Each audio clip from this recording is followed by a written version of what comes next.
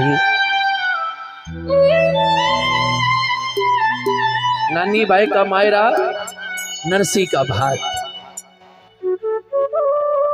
जब हम दोबारा किसी जगह कीर्तन पर जाते हैं ना, हालांकि मौरानीपुर के बाद और ही मिल रही है, नया गांव आए थे, आज फिर आए हैं पुनः, तो मन ऐसा करता है कि चलो इस बार इतनी बार रिपीट आ रहे हैं, कुछ नया सुनाए।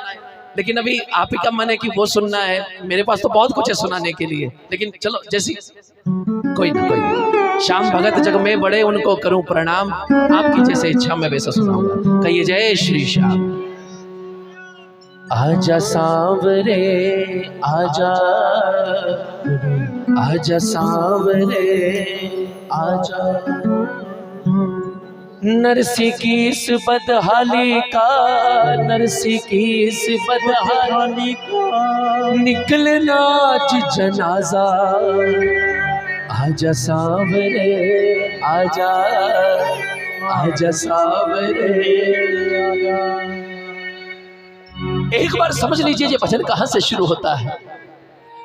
नरसी का भात, नानी बाई का मायरा। पिछले कुछ वर्षों से आप कुछ जरूरतमंद लड़कियों की शादी करते आ रहे हैं।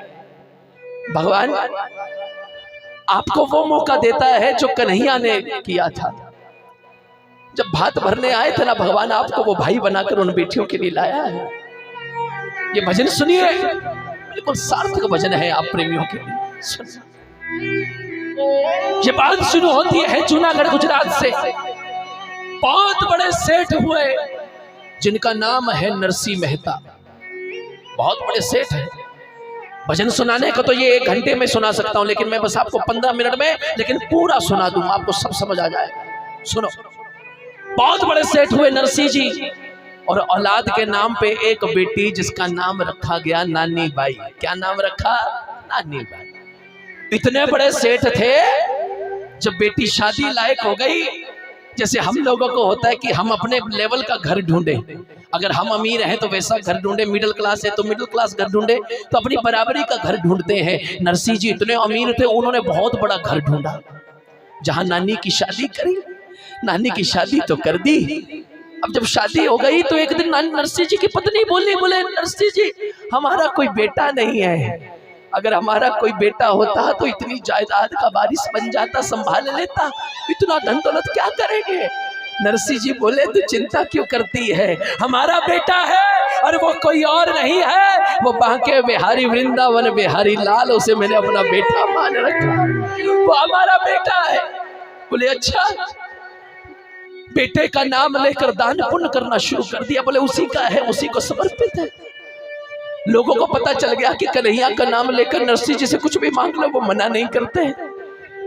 ऐसा वक्त आ गया, ऐसा वक्त आ गया, ऐसा वचनों में बंध गए, एक दिन घर भी नीलाम हो गया, सब चला गया। पत्नी की मृत्यु हो गई और नरसी जी सोचे, बोले अब मैंने क्या करना है, बेटी तो बिहा दी है। बोले पास में एक मंदिर में जाकर 2 वक्त का खाना खाकर भजन कीर्तन करके गुजारा करने लगा। समय निकलता गया, लेकिन असली मोड़ कब आया जरा सुनिएगा। जो रिश्ता भगवान ने बनाकर भेजा है उस रिश्ते से आप पीछा नहीं छुड़ा सकते। एक बेटी दी थी नानी बाई, जिसकी शादी हुई थी। नानी के घर एक बेटी हुई जो शादी के लायक हो गई, और जब बेटी के घर बेटी की शादी आती है तो नानकों का एक फर्ज होता है, जिसे क्या कहते हैं, मायरा भात नानक छक। हमारे पंजाब में से साथ बोला जाता है, हाँ, जो मामा भरता है, नानकी की तरफ से आता है। अच्छा, अब नानी की शादी, बेटी की शादी है, तो नानी की माँ यानी सास, सारे घर वाले बैठकर चिट्ठियां लिख रहे हैं, उसको बुलाओ, उसको बुलाओ, उसको बुलाओ। नानी देखी, बोले सबको चिट्ठियां लिख दी, मेरे बाबा का नाम नहीं लिखा, इसमें नरसी नाम नहीं लिखा। ससुराल वाले बोले नानी तेरा बाबा फटे हाल हो गया है, उसके पास कुछ है तो है नहीं, आएगा जग में हंसाई होगी, हम उसे नहीं बुलाएंगे।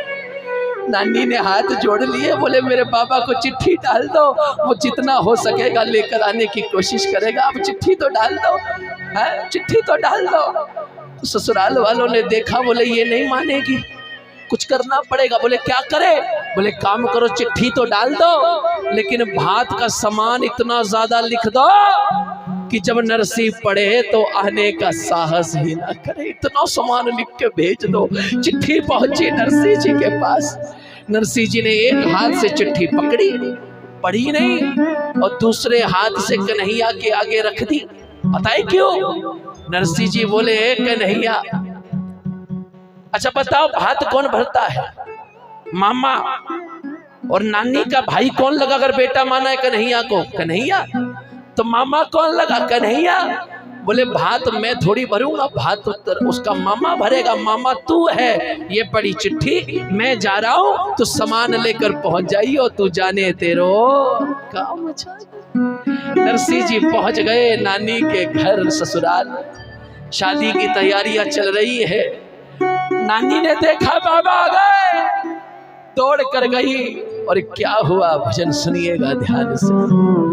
आजा सांवरे आजा, आजा सांवरे आजा, आजा सांवरे आजा, आजा सांवरे आजा। नरसी की इस बदहाली का, नरसी की इस बदहाली का, नरसी की इस बदहाली का, नरसी की इस बदहाली का निकले नाच जनाजा।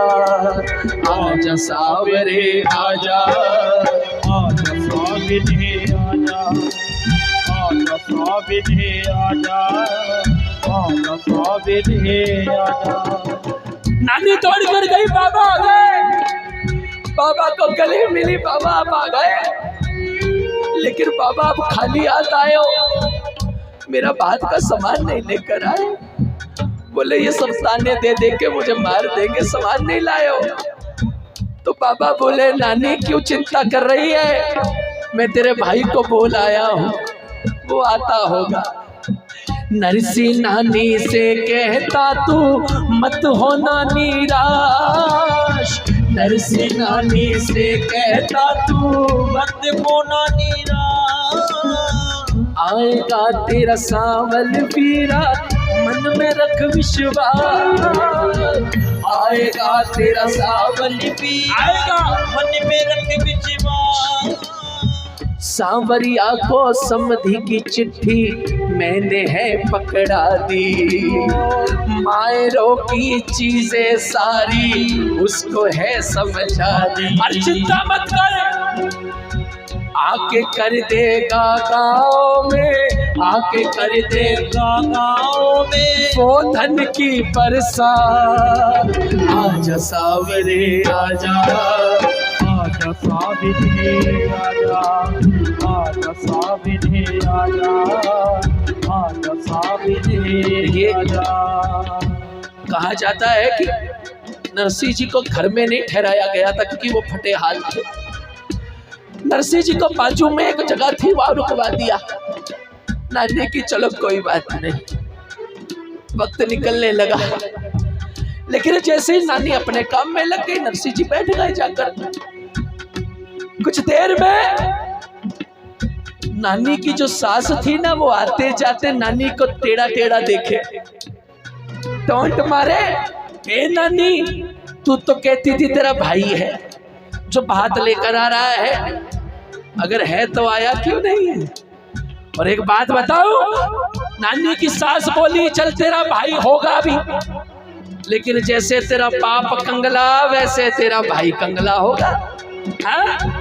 लेकिन सुनिए, नानी ने कहा मेरे भाई को आने में देर क्यों लग रही है? सुन, इतना श्रृंगार मेरा करता है भाई, इतना श्रृंगार मेरा करता है भाई। अरे 16 कला संपूर्ण है, ऐसे नहीं आता। मैचिंग पीताम्बर मैचिंग कुंडल पहनता है, सज धज के आता है। इतना श्रृंगार मेरा करता है भाई, इतना श्रृंगार मेरा करता है भाई। इसलिए आने में देर लगाई, ओ इसलिए आने में देरी लगाई, इसलिए आने में देरी लगाई। तूने कौन सा कम चीजें मंगवाई हैं? इतनी चीजें मंगवाई है, इकट्ठी भी तो करनी पड़ेंगी। सब चीजें वो गिन कर लाए, जितनी भी तूने मंगवाई, जितनी भी तूने मंगवाई, जितनी भी तूने मंगवाई। बैलगाड़ी पे भर भर आए, कुछ घोड़ों पर आएगा, इतना माल खजाना तेरा, घर छोटा पड़ जाए। और सुन, जिसको कंगला तू कहती है, जिसको कंगला तू कहती है, वो महलों का राजा। आजा सावरे आजा, आजा सावरे आजा, आजा सावरे आजा, आजा सावरे। सिर्फ एक बार भगवान ने जिसको बहन दी है, अपनी बहन के लिए दोनों हाथ उठा देना, अपनी बहन के लिए मीठी मीठी ताली बजाकर 1 2 3।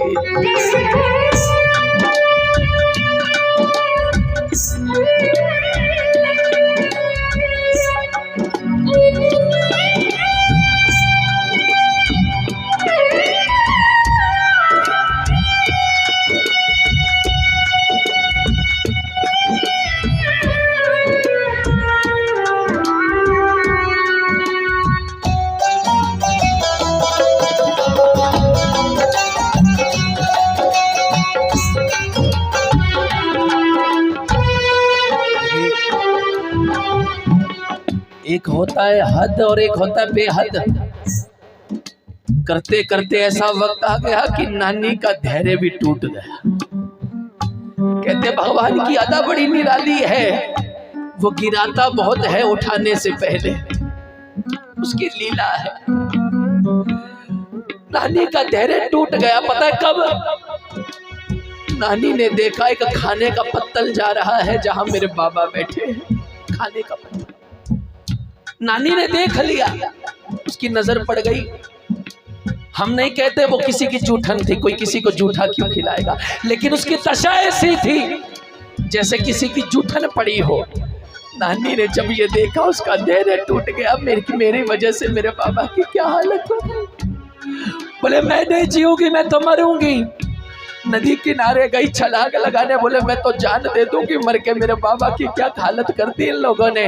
लेकिन जैसे ही मरने लगी रुक गई कि अगर मैं मर गई लोग मेरे बाबा को ताना दे दे के मार देंगे कि ये बात नहीं भर पाया, तो इसकी बेटी ने मचा दी। बाबा का ख्याल आ गया, वापिस आ गई, लेकिन कन्हैया से नाराज हो गई है। एक इंसान को पकड़ पकड़ के बोल रही है गली में आते आते, बोले सुनो रे लोगो, मत करना विश्वास रे लोगो, मत करना विश्वास, मत करना विश्वास रे लोगो, मत करना विश्वास। वक्त पड़े पर देते धोखा, वक्त पड़े पर देते धोखा, होते हैं जो खास। मत करना विश्वास रे लोगो, मत करना विश्वास, मत करना। एक लाइन कहना चाहता हूँ ऐसे वक्त पर, शायद नानी भी यही सोच रही होगी।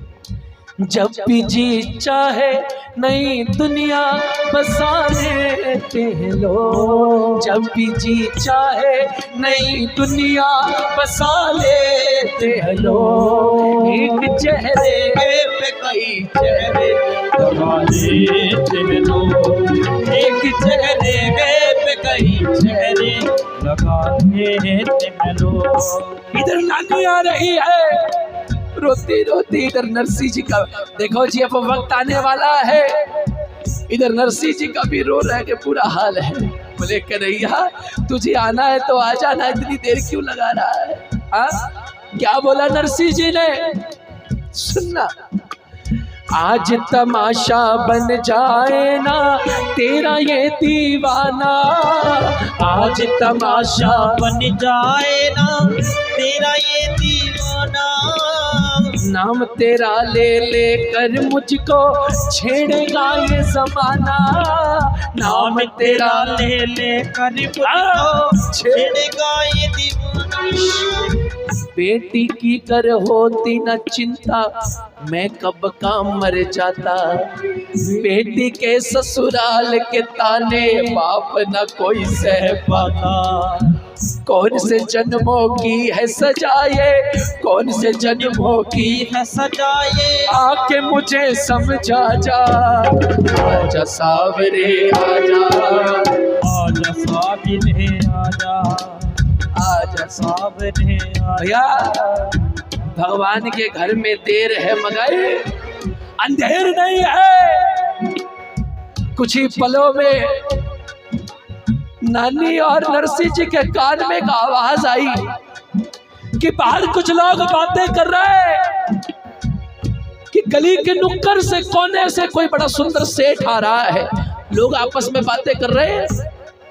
नरसिंह नानी के कान में आवाज पड़ गई, बोले बड़ा सुंदर सेठ आ रहा है, साथ में सेठानी भी है सुंदर सुंदर, बड़े लोग चल रहे हैं। बोले ऐसा कौन है? वो दूर से आ रहा है। नरसिंह नानी जी ने सोचा, बोले हम भी देखे बाहर जाकर। जैसे दोनों बाहर आए, नजर उठाई तो वो सुंदर सेठ कोई और नहीं, वो सेठानिया कोई और नहीं, वो सेठ बांके बिहारी लाल कन्हैया और साथ में भामा रुक्मण आ रही है। बोलो सच्चे दरबार की क्या मंजर है। कन्हैया बांसुरी लेकर मोर मुकुट पहने आया है, भामा रुक्मण हाथों में थाल लिए, पीछे लोग बैलगाड़ियां लेकर के आ रहे हैं। नानी ने देखा, नरसिंह ने देखा, आंखों से आंसू झरझर टपकने लगे। दोनों खुश हो गए, लेकिन नरसिंह जी को गुस्सा आया। बोले इसने इतनी देर क्यों लगाई, मैं अभी इसकी खबर लेता हूँ। बेटा मानते हैं ना अपना। नानी ने हाथ पकड़ लिया, बोले बाबा ना, आप बीच में मत आओ, ये बात भाई और बहन के बीच की है, मैं खुद ही निपट लूंगी। बोल सच्चे दरबार की। नानी दौड़ कर गई, कन्हैया को गले लगाया और पता है क्या बोली है? भाई कैसा है तू भाई रे, आज मर जाती है तेरी बहना। कैसा है तू भाई रे, आज मर जाती है तेरी बहना। या जितने भाई बैठे हैं, मैं उनसे एक ही गुजारिश करूंगा भैया, बेटी का बियाह करने के बाद, बहन का बियाह करने के बाद आपका रिश्ता खत्म नहीं होता। आप 50 साल के हो जाओ, 60 साल के हो जाओ, कम से कम भाई दूज रक्षाबंधन पर तो मिलाया करो। जब भाई आता है ना, बहन का सीना चौड़ा हो जाता है कि अगर मैं राजाओं के घर में बियाह कर आई हूं तो महाराजाओं के घर से आई भी हूं। मेरे महाराजा जैसे भाई बैठे। हाँ? कैसा है तू भाई रे, आज मर जाती है तेरी बहन। क्यों इतने ताने सुन सुन करके, इतने ताने सुन सुन करके मुश्किल था जिंदा रहना, मुश्किल था जिंदा रहना। ओ कैसा है तू भाई रे, आज मर जाती है तेरी। नरसिंह जी नाचने लगे।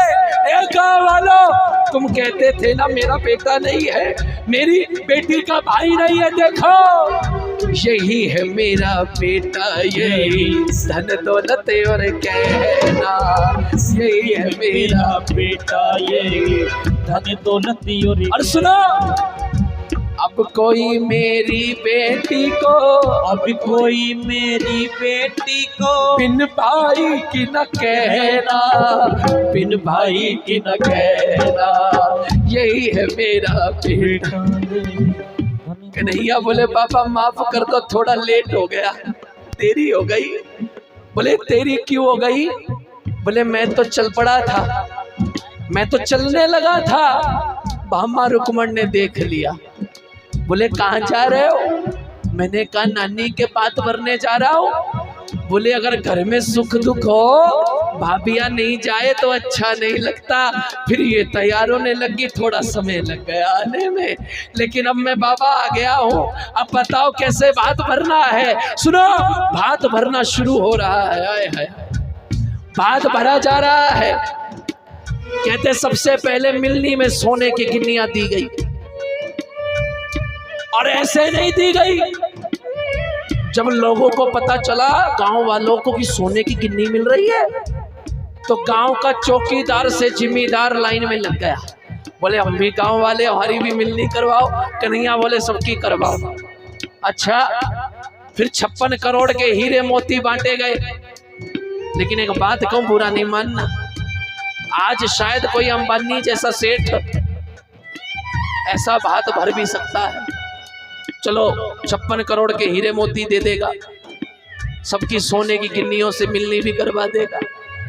लेकिन इसके बाद जो कन्हैया ने कहा, इसके बाद जो भगवान कृष्ण ने किया है, वो रहती दुनिया में कोई नहीं कर पाएगा, ना किसी ने किया। कन्हैया ने देखा जब गांव वालों का पेट नहीं भर रहा है, क्या किया सुनो। आज सांवल आयो भरने को भाते, आज सांवल आयो भरने को भात रे, आज सांवल आयो भरने को भात रे, आज सांवल आयो भरने को भात रे। कन्हैया ने देखा इन गाँव वालों का पेट नहीं भर रहा, साक्षात मां लक्ष्मी को हुक्म दे दिया। क्या कह दिया लक्ष्मी को परसो, कह दिया लक्ष्मी को परसो, कह दिया लक्ष्मी को परसो, कह दिया लक्ष्मी को परसो, परसो दिन और रात रे, आज सावन आयो भरने को भात रे, आज सांवल आयो भरने को भात रे। बोलिए श्याम प्यारे की, बोलिए कलाई पकड़ने